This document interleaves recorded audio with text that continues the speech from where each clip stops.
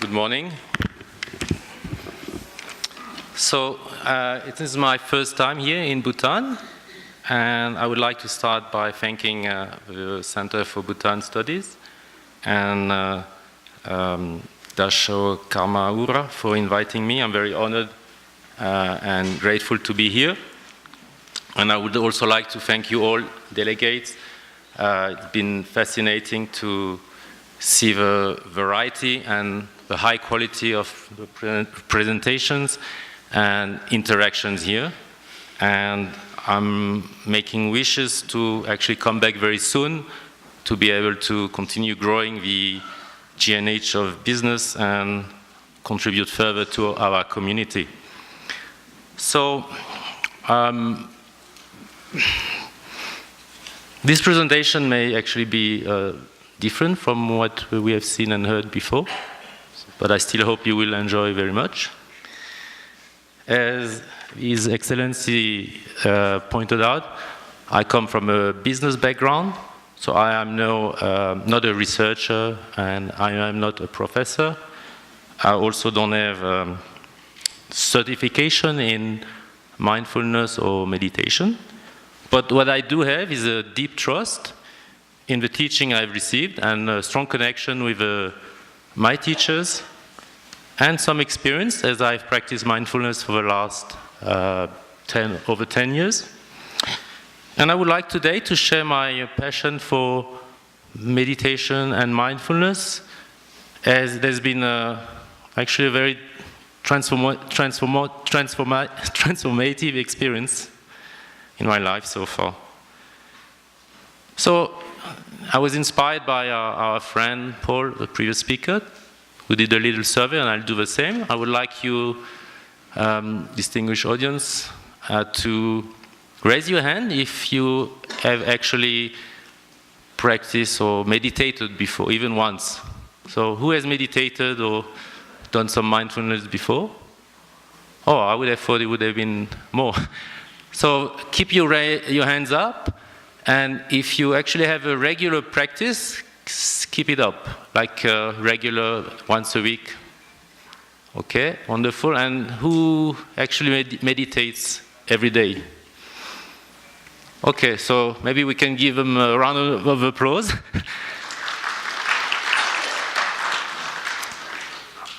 I actually remember, I think it was you, Dasho Karma Ura, who said that G&H is rooted in Buddhism, but is universal. And for me, personally, the root of the G&H is Vajrayana Buddhism. And given that actually I see you don't really know what meditation is, and I must say at this stage that mindfulness as a practice has been around for thousands of years, as we know. But it's really in the last decade that it has been heavily researched. And yes, we have some studies that started maybe 30 years ago, and people like Steve Jobs, who was meditating already in the 70s before he started Apple.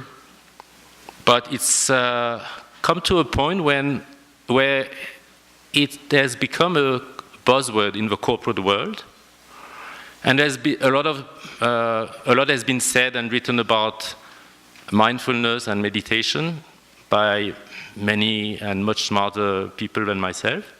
So I'm not going to repeat that, but I would like you to directly experience what it is. So now we're actually going to do, what's happening? We're actually going to do, no, wait, just put the slide, please. We're actually going to meditate, and there's not much you need to know, but I'll still give you a few tips.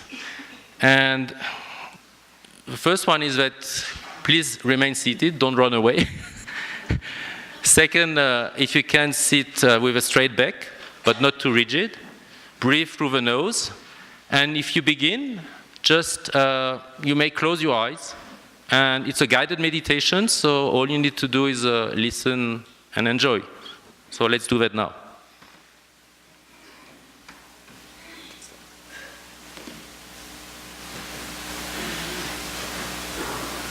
Yes.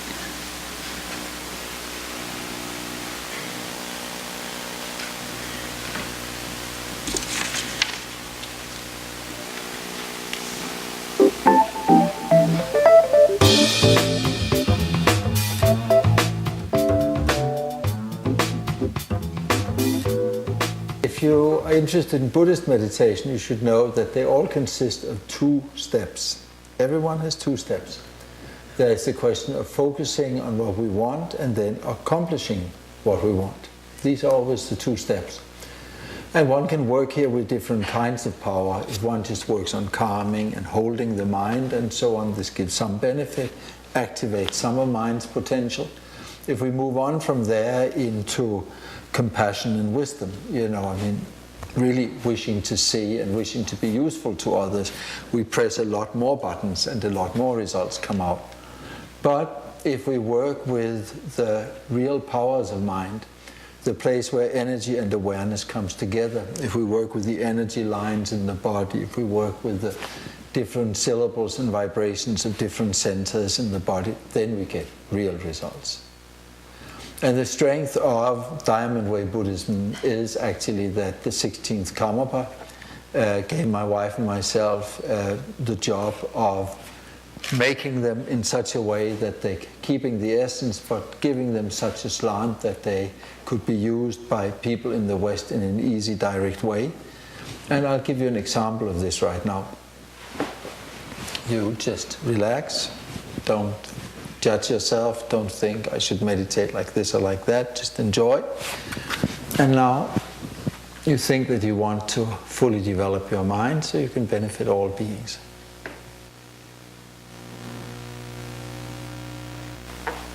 And now in front of you appears the golden, transparent body of a Buddha, as perfect and beautiful as you can imagine it. You understand that he shows the potential of mind, all the qualities that we have inside, and you want to receive that blessing. So now Buddha smiles. He comes closer to you to a pleasant distance. And now from the place between his eyebrows, from the center of his forehead, an intense crystal clear light shines out. It strikes the same place in your forehead. Now it shines into your brain, and it fills your head now with radiant crystal clear light. And now all problems in your nerve, senses and brain fall away. And you feel your body filling up with health. Your body becomes a conscious tool to give others protection, love, and all the good things that they need. Now from his throat, a red light shines out. It radiates from his throat into your mouth and throat, fills your speech center with radiant red light.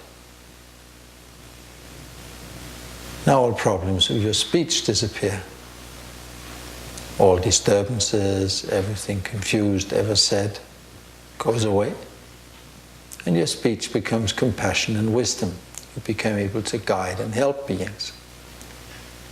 And you stay with this red light filling your mouth and throat.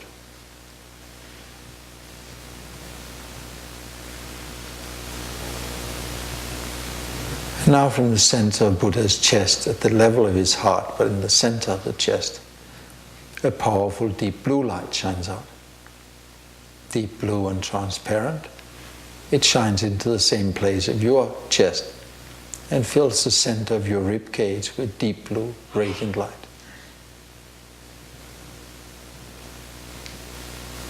To the power of the blue light, now everything disturbed in your mind disappears.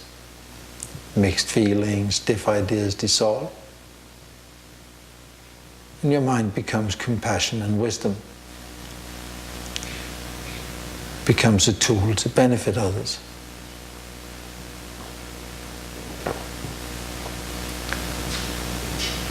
And now the Buddha in front of you dissolves into rainbow light and is now everywhere.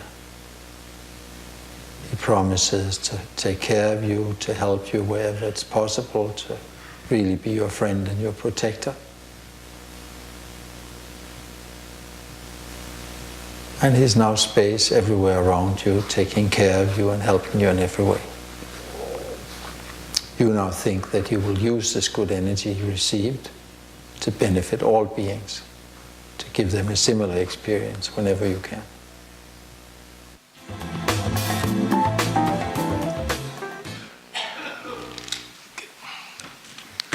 All right. How did it go? Did you enjoy? Okay, so this meditation is actually, we call it the Free Light Meditation. It's practiced in the Diamond Way Buddhist centers all around the world. We have more than, I think, 750 centers. If you're interested to find out about it, please come back to me after the talk. So, when I started writing the paper, I was most interested in the connection, relationship between success and mindfulness. So the natural place for me to start was to look at those people who were already successful and were also meditating. And it was very intriguing for me, and I believe it is for most people, when they find out that some of the major players, most powerful and most successful people in the world do have a daily mindfulness or meditation practice, and some of them actually, for some of them, it is actually very deep. So this is just quickly screenshot of famous people who meditate, and I think most of them are what you could qualify as over or even ultra achievers. And here's some of the areas where, or functions, where they have been successful. Okay. So the other thing I wanted to find out, it was what do they actually say about their practice? And okay, this is an anecdotal evidence, but we'll look later on at what the science says about that. Oops. So this is a gentleman which also should be well known, from the Beatles. And he says, in moments of madness, meditation has helped me find moments of serenity. Oprah Winfrey from the Oprah show. Okay, I'll let you read. Basically, functioning 1,000% better when she meditates. And Ray Dalio is an interesting case. He actually started with, I believe, $300 when he was 12, bought his first stocks, and now his net worth is more like 12 billion, with a B, dollars. He's a founder of a hedge fund, Bridgewater Associates, and he's very clear about crediting meditation for his success. So now, why do CEOs and business leaders meditate? So there are many reasons, but I think it boils down to two. Stress in business is actually the major number one problem. And while meditation and mindfulness benefits anyone in the corporate world, I would argue that it's even more critical for leaders who have heavy schedules, a lot of work, and more critically, very demanding and a lot of pressure to find a way to cope with the stress and anxiety. And secondly, meditation actually is a portable, mobile technology. It's something that you can do and apply anywhere, anytime, and it fits the CEO lifestyle. Because, as I said before, these are people working 50 to 60, sometimes more, hours a week, and they cannot afford to take long vacations to recharge and decompress. But what they can do is sit and find a few minutes, like we did today, once or maybe twice a day, and reap the benefits of meditation. So when I was writing the paper, I wanted to extend the sample of successful people, and I actually use this book. Maybe you have heard of Tim Ferriss. He's an author. He's the writer of the 4-Hour Work Week. Actually, he is a #1 Wall Street Journal and New York Times best-selling author of 4 books, 4 times. When this book I studied is called Tools of Titans. In this book, he actually interviews about 200 titans, people like CEOs, billionaires, and icons, world-class achievers. And what he found out was that 80% of his sample group do have a meditation or mindfulness practice. So what are the benefits of meditation in today's workplace? So as I said before, the #1 problem, issue is stress.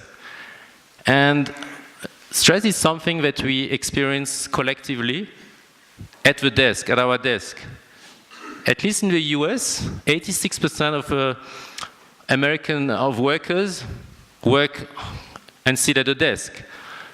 And we can read 77% regularly experience physical symptoms of stress. And for psychological stress, it's also very high, 73%. So workplace effectively directly affects the bottom line in a number of ways. Okay, can't read myself either. But basically, it's very disturbing. And the cost of it, according to the World Health Organization, is somewhere at the moment, or I believe actually it's higher, but we can talk about $300 billion. So this is the #1 issue to solve, I would argue. Luckily, there is a meditation.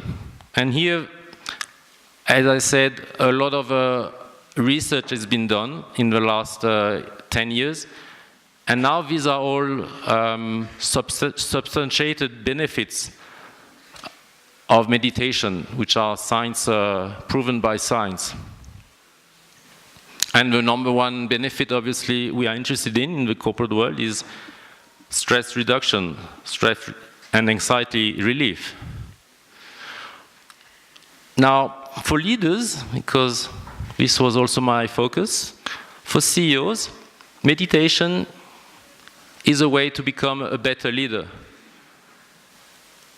And this is important on a personal level because meditation helps you and me to develop more qualities, develop our potential, which further allows us to better perform in our jobs, in our businesses, and translates actually into collective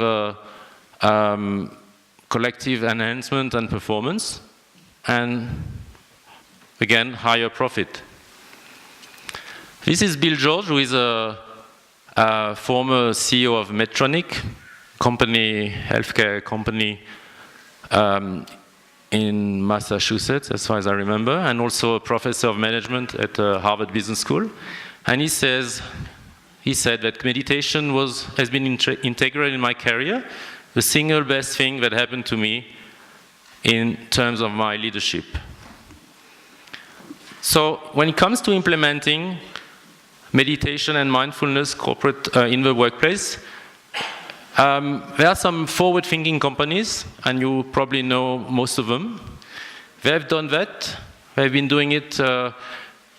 And this project, the foundation of a potential project, actually was able to translate the implementation of corporate-based mindfulness programs into numbers, and they found out that they usually lead on average to an increase of 20 to 35% in productivity, which is equivalent to 2.5 days per month. So the way meditation benefits accrue to the company are kind of cumulative. They start with the individual, and then they add to the collective environment and group. 1 minute, please. One left. And it's not very difficult to do. One of the main obstacles is that people don't really know what to do. And I think Ariana Huffington from the HuffPost has got the perfect answer. The only thing to do in meditation is nothing. So in conclusion, I would say that mindfulness as a market has become very huge today. I think it's on the verge of overcoming the yoga incorporation market, so maybe not so big in the big picture of things, but still $1 million. And today you can pretty much find all kinds of tools and techniques, from apps, online courses, one-to-one coaching, group meditation, studio classes, books, obviously DVDs. And there's no real excuse in terms of time. It takes nothing. It takes very little. Everyone can find a few minutes. You can do it anywhere, even at work. And actually, I would argue it's probably the best place to do it, since we spend so much time there. So in conclusion, I would just encourage you to just meditate. Thank you.